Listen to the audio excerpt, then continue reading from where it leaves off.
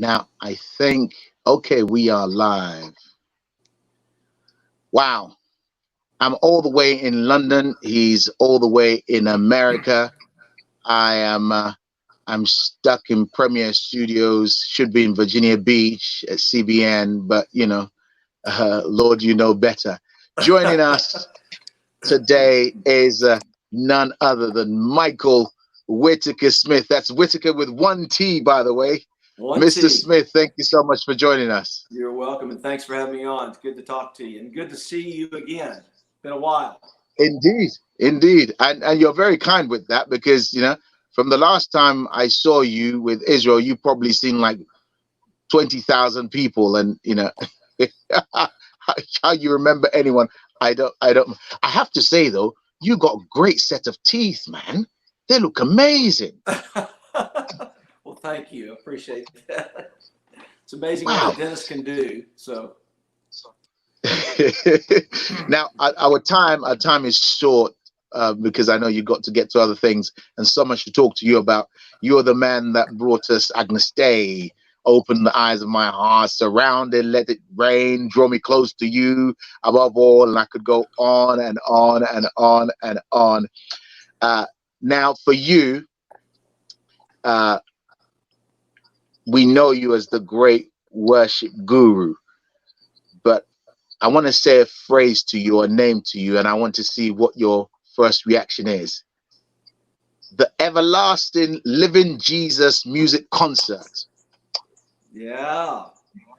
Well, that was my first quote unquote Christian record that I ever bought. And back in the 70s in my little hometown of Canova, West Virginia, I when I saw that cover and turned it on the back, and all these people had long hair and kind of like hippies, and they were all singing songs about Jesus. And I thought, that's what I want to do.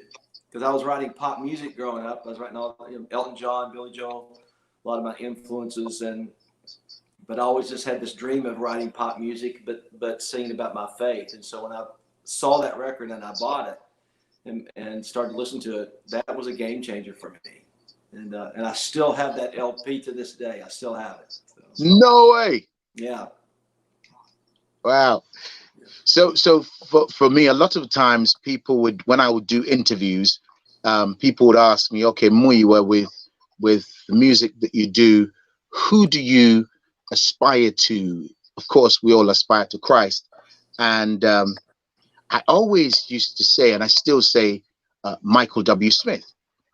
And it's always like, okay, how so? Because you're African, you do music that's praise and worship, but gospelly, you wear funny scarves. Michael's white, does great pop music, and where is it? But for me, there's something of your ministry and your work that spoke to me like it does millions of people.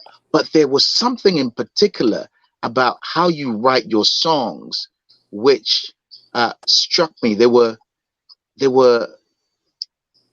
simple pop songs. You got to the chorus quickly, and there were chorus you could sing easily. Where does that, with what influences got you to that yourself? I think it was just, I've been inspired by so much music, not just pop music. I grew up on the Beatles. I love the early Elton John stuff. It's just, they were memorable melodies.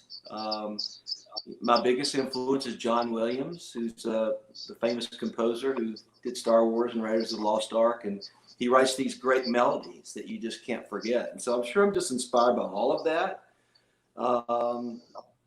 So forgive me. You mentioned Raiders of the Lost Ark. I heard, is it correct? I heard at one stage that you watched that movie over 20 times. Is that correct? Yeah, I think I saw it 28 times at the movie theater. And why now? Well, what are you looking for? I fell in love with the character Indiana Jones, and I just thought the movie was amazing. And I loved I love the story about the Ark and all that. But I realized that about the 14th time that I went back, I was going back more than just the visual part. It was the music that kept drawing me back to it. And that's really where I became a huge fan of John Williams. So I think it was just really the music.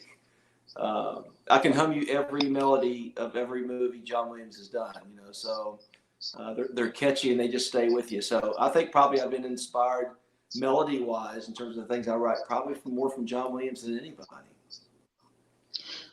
Now you're a father, you're a grandfather, you write children's books now and all that stuff. But there's a moment in your life, Christian boy, your friends who are older than you move away, and that causes something of a trauma for you. Then you go into this journey of your life where you're missing, you're in a fluff.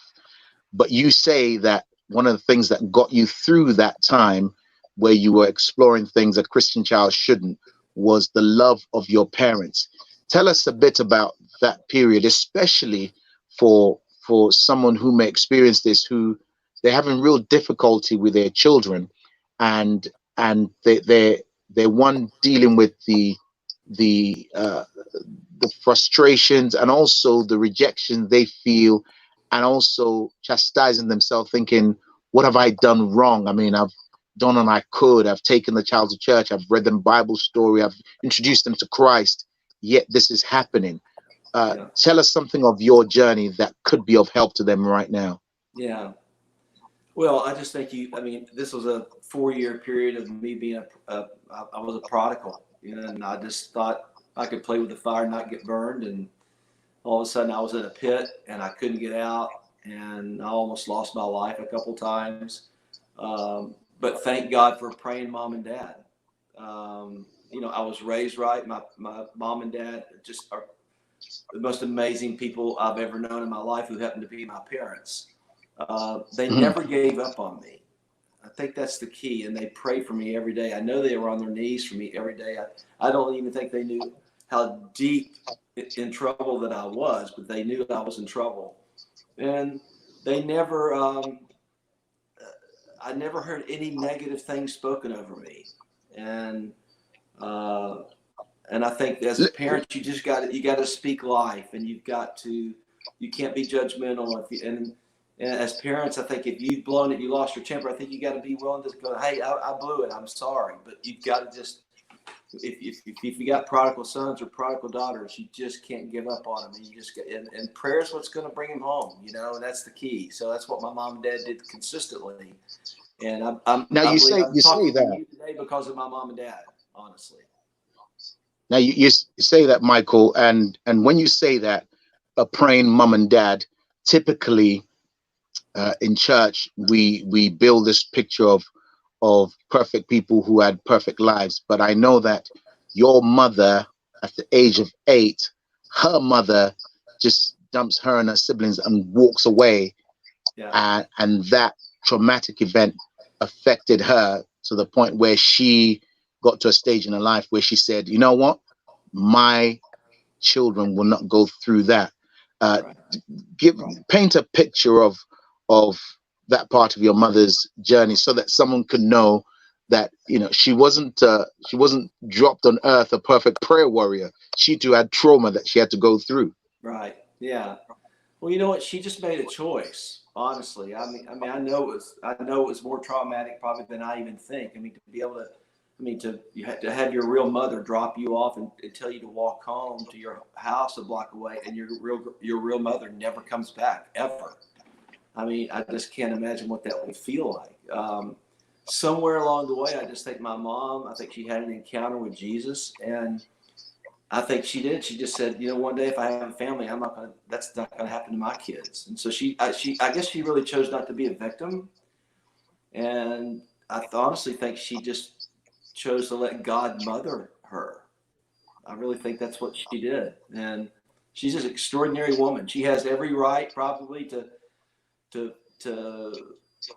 complain or whatever. She just never went there. And I've never seen that side of ever come out. She's just been extraordinary. Since the day I was born, she's just been this most amazing mother. So there is a way out. You don't have to live in the victim mode. You know, I think just God mothered her, and it's pretty extraordinary. And you say of your dad that he was your biggest fan, that you never heard a negative thing from him. He was always saying, "You're the best," even when you were embarrassed that he would be, but you are the best. Well, I'm not the best. He always thought I was, you know, and I think the one thing I learned from my dad, I really think he really taught me what God's like on some level. I mean, my dad wasn't perfect. I just saw very few imperfections. You know, he was so kind to everybody, but he was for me my whole life, and he just spoke life over me. He thought I should win every award that I was nominated for, and that's when I would say, "Dad, it doesn't work that way." And he'd said, "Why not, son? You're the best." We'd say that all the time. I just think God's like that. I think God is for us, wants to be our friend.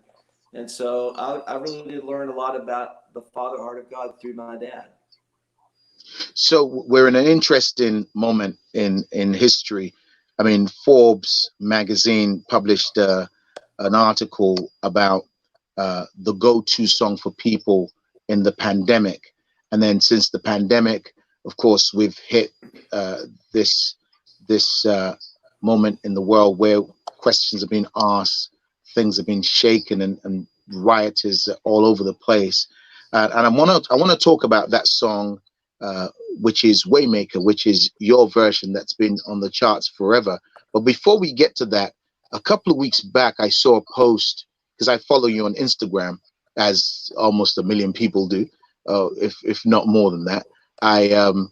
I saw you had put up a post about Ahmaud Arbery, the young black man that was shot in the States, and you pour out your heart as to how you felt and how wrong you felt it was. And if I be honest with you, I saw them. I thought,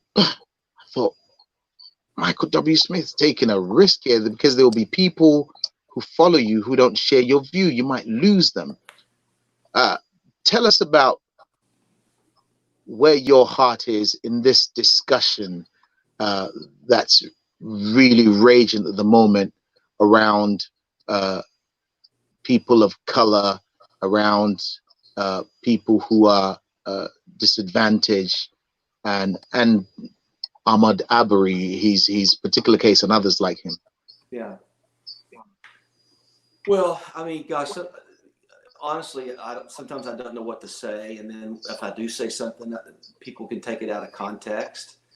All this thing has been so politicized, which is very, very sad. I just think in that instance with Ahmaud, it just I got angry. I just going, what? Come on, what in the world? I just going, enough is enough, and it really stirred me, and they all do. They all do. So I felt like I needed to post something, and I've never been racist my whole life. I have worked with African American brothers and sisters my whole life making music, you know. But you know what? Maybe I've been silent, and I think it's time to be you be a voice for those who don't have a voice. Be a voice, and I think the African American community is, whether we all like it or not, they're looking at the white community going, they're just wondering if we're going to be silent or not. I didn't do it for that reason. I did it because it stirred my heart, and I care about what's going on, and I think there's injustice happening, and I know that God is all about justice, you know. And well, your post. This is where the church stands. This is where the church's finest moment should be, because you can't just ignore this anymore. So, I mean, your post, Michael, was weeks before these protests started, where this conversation has become something that's topical. Your post was long before that. But one more question before we move to Waymaker, because I think we could have a whole hour discussing this. What do you, as you've observed, what haven't you seen enough of from the church or church leaders that you think, you know what, we ought to do more of this for this to be the finest hour of Christ in us? the hope of glory. Well, we need to sit down and have a conversation. And a lot of, at least in America, I think the quote unquote white church, whatever, it's uncomfortable. I don't want to talk about it, and it's time to talk about it. And there needs to be reform. And there's a lot of sad things. We have a lot of great police officers in this country, and most of these people do a great job protecting our communities. But we have an issue, and there has to be some change. So I think for the church to be able, we just have to talk about it. I mean, I just love this interview with Carl from Hillsong and T.D. Jakes. It was a powerful interview that I saw a few days ago. And John Gray did something with Furtick, from Elevation Church. I mean, just sit down and have a conversation, and let's address these issues. And I think that's what we need to do, honestly. And I think that will go a long way. So Waymaker has been an incredible song. I mean, before, interesting thing, when you did a cover of Waymaker, I remember calling my sister Sinatra saying, wow, Michael W. Smith. Actually sent her a clip of the recording with when you had CC and all those guys on. But since then, it's just grown and grown. It's become more than a song. It's become the anthem of people crying out to God for more. You've told the story of how you came to the song, but for those who are not familiar, can you share very briefly about how your daughter introduced you to the song? Yeah. Well, I have 5 children, and Anna has gone through a bit of a traumatic time in her life. Her husband left her, and I won't get into all that. And she has 2 little girls, and so I was over there almost 2 years ago, and she said, "Hey, Dad, you heard this song called Waymaker?" She said, "It's my go-to song. This is my go-to song." And I said, "I've never heard the song," and so she played it for me. And I think it was a version that somebody had done at a church here in America, and I was so taken by the song. And at that moment, I was kind of looking for songs to do at the Bridgestone Arena, where we were going to pray over our city and pray over the world and sing over it as well. And so I decided to do that song that night. And and most people, I would say that probably most everybody in that arena of 14,000 people had never heard the song. Maybe there were a few, because the song really hadn't been known in America, at least for me. I'd never heard it. And just the response that night, I knew that there was something special on the song. And then I got approached, somebody told me, going, "You know what, I don't think radio is going to play this, but I think you should make a radio version."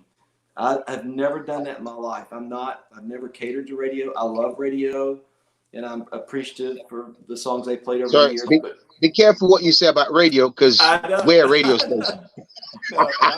We need radio, and you guys are the ones who play it for the masses all around the world. But I've never felt comfortable trying to write a song so radio could play it. It's all manufactured to me.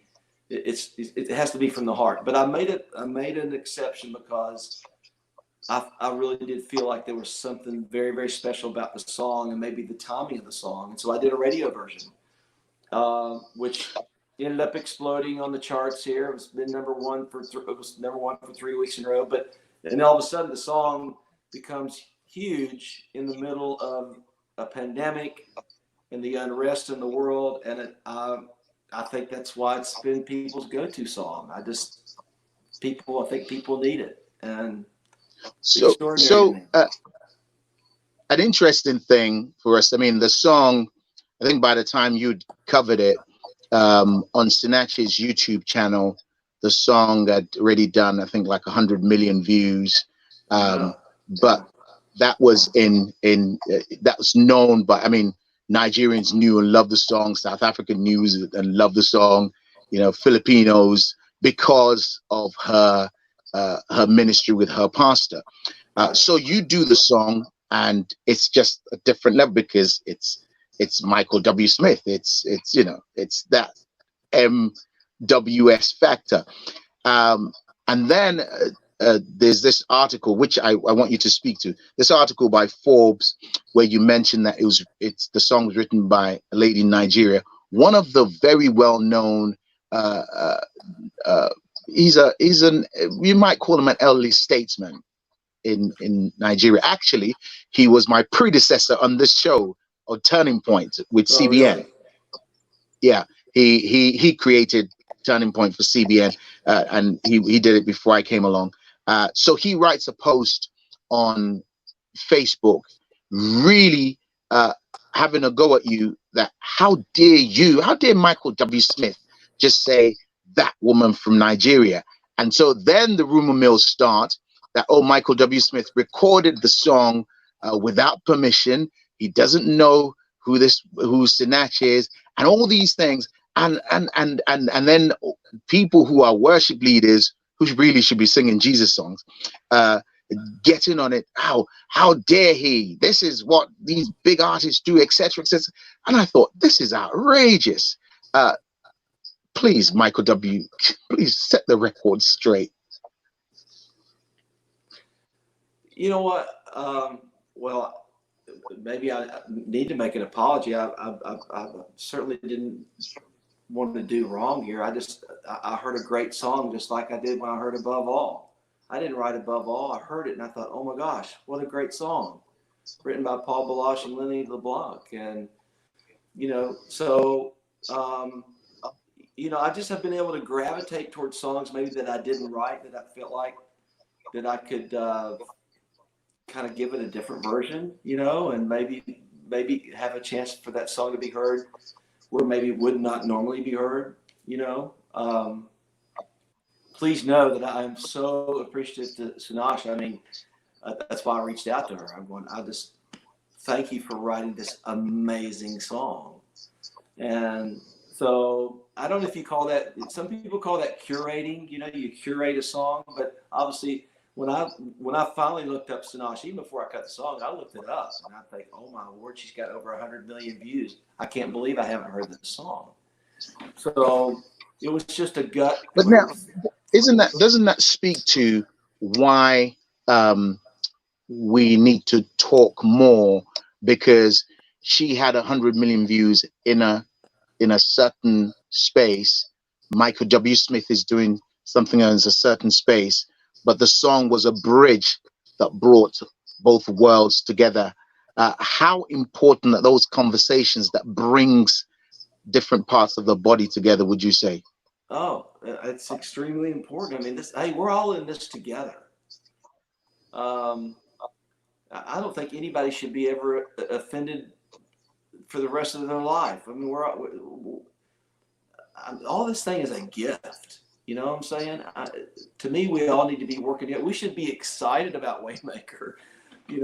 We should be. I like when somebody I've had people cut Agnus Dei, and I'm going, yay, go, and even the things that I've cut, so you just kind of cheer each other on. This is not about me trying to be some superstar.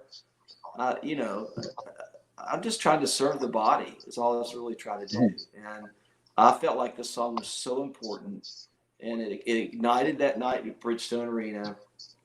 And I just really did what I felt like God called me to do. And I recorded the song, and I didn't really care if it went number one. I really didn't care. I just knew that I needed to record it. And it's been a blessing, probably more than we will ever imagine. Not only my version, but Leland's version. Mandisa cut it. And obviously Sinach, who's got the most views of anybody. It's a powerful song. William McDowell and Darlene just did a version as well. I just heard their version. Yeah. Wonderful.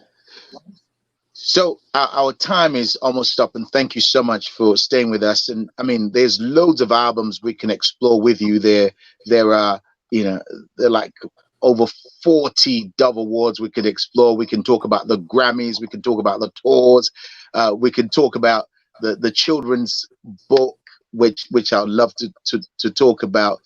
But there's something I heard you say in an interview which struck me, because here is Michael W. Smith. I mean, you've been married for almost 40 years. and the two of you still look as though you were dating when you see videos of you. Like, I mean, you know, after so many children and grandchildren, stop it. You know, but here you are, great relationship from what we are looking at, great career, done ever so well, and then you say these words in an interview. You say, I feel like I've wasted a lot of time, and I'm like, wow, how so? And then you talk about how you feel these years that you have are the best years because you feel like there's a wind behind you. Tell us how Michael W. Smith feels like his wasted time. You've done so much. Well, honestly, and I'm grateful. Gosh, whatever success, I'm grateful. As I said before, it's all a gift. And you know, I think sort of the quarantine and being locked down a little bit, and I just learned a lot about myself. And I do think I waste a lot of time of just doing trivial things that I just need to be more intentional and not just waste time, you know? So I could get into all that, but again, I just discovered some things about myself, and I think it's good. It's been a wake-up call for me. And regarding the wind at my back, I really do feel like my best days are ahead. And I'm just sensing something in my spirit. I'm extremely creative these days. I'm kind of reinventing myself again, which is fun. I refuse to play it safe. I love adventure, and I think God wants to do a new thing. And if I'm a part of that, great. But I do feel like there's something stirring inside of me, and I'm excited to see how that flushes out. Michael W. Smith, thank you so much for talking to us here on Turning Point International and Premier Radio as well. So we've killed several birds with one stone. Now I'm gonna. I think we're still broadcasting. But if you're going to do something, listen, Michael W. If you're going to do something edgy, right? Yeah. Do an album with African people, African men and women. That will be a shock to a bunch of people. And if you're gonna do that, I'm putting myself in there. I want to do some writing. You know, I can. Love it. At least if I don't, just put me and my scarf on the album. All right. I will do that. Hey, thank you for having me. I've enjoyed this. Let's do this again. Oh, that'll be a pleasure, Mr. Smith. That'll be a pleasure. Thank you. All right. Bless you, my friend. Have a great day. Amen, amen, amen. You're good.